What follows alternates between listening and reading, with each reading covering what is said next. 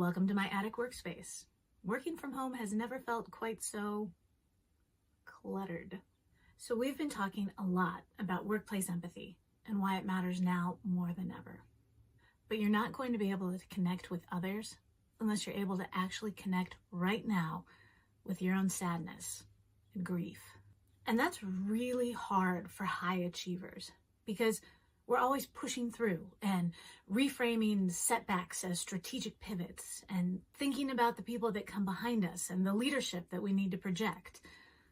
But these are sad and challenging and uncertain times, and we have to be able to connect with our own grief so that we can make space for others to connect with theirs. For me in this season, that looks like sadness and anger, especially over the last few days. I'm sad about the speaking engagements that I've had to cancel. I'm sad about the conferences that aren't going to happen. I'm sad about my daughter's track season that's gotten canceled, especially after she's been working so hard. I am frustrated that online learning is not as intuitive as it seems, and I've got to be there all the time. I'm anxious and worried about my relatives who are working in healthcare. And frankly, I'm sad that yesterday was my birthday. Orphaned grief is the sadness that we don't express.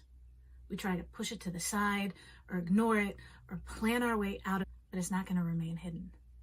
It's going to come out in your health. It's going to come out in the stress that is mounting and mounting until it explodes. It's going to come out in the way that you have no tolerance for the people around you when they have weakness or fears or anxiety. How can you be in touch with this grief? Especially if you've had long years of practiced hiding. I've connected to my grief on a yoga mat or taking a long walk. I've touched my grief through music that has really connected to my emotion. Talking with a trusted friend or a counselor can be especially helpful right now. And as someone who has benefited from counseling, there is no shame.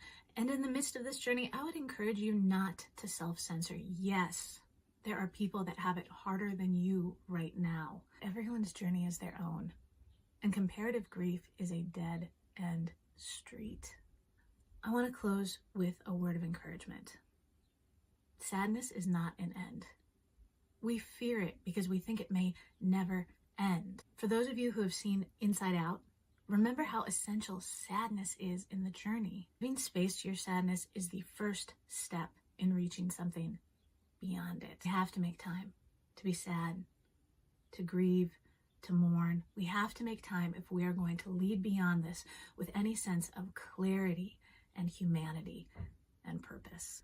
If this video has helped, please share it with your network. And on Friday of this week, join me at 2 p.m. on Facebook Live. I'll share about leading and responding with empathy.